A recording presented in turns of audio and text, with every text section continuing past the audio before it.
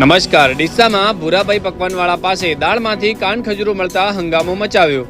ડીસાના બગીચા સર્કલ પાસે આવેલી પ્રખ્યાત પકવાન દુકાન જે ભૂરાભાઈ પકવાનવાળા નામથી જાણીતી છે, જેમાં આ દુકાન પરથી યુવાને 3 પકવાન પાર્સલ કરાવ્યા હતા। પાર્સલ ખોલતા જ દાળમાંથી મોટા કાન ખજૂરા મળી આવતા તેણે તરત જ દુકાનદારને આ પકવાન પરત આપવામાં આવ્યા હતા, જેમાં દુકાનદારે ભૂલ માન્ય કરી અને માફી પણ માંગી, જેમાં ગ્રાહકમાં રોષ ફેલાયો હતો।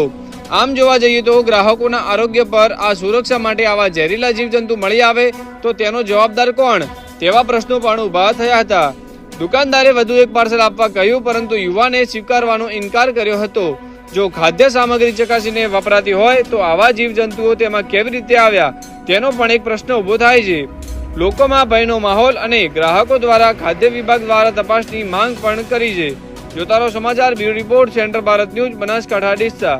આપણે 12 વાગે સવારના અમે નાસ્તા લેવા માટે ભૂરાભાઈ પકવાનવાળા ત્યાં ગયા હતા અને ત્યાં 3 પાર્સલ પેક કરાયા હતા અને તેમાંથી એક પાર્સલ અમે ઓફિસે લઈને નાસ્તો કરવા બેઠા હતા ત્યારે અંદરથી કાન ખજૂરો નીકળ્યો એટલે અમે પાછું પાર્સલ લઈ ગયા ભૂરાભાઈ પકવાનવાળા ત્યાં। તો પેલા ભાઈને બતાવ્યું કે ઢોલી દો તમારે નવું આલી દેવો, પણ કે અંદર પાર્સલ આવ્યું તો કે અંદર ધાણા કાપતા આવી ગયું હશે, પણ ધાણા કાપતા આવે તો એ સફાઈ બીજી થતી નથી, કે ધાણા ધોવામાં આવતા નથી, કે અંદર કેવી રીતે આવી જાય એવું કહેવામાં આવ્યું છે મને।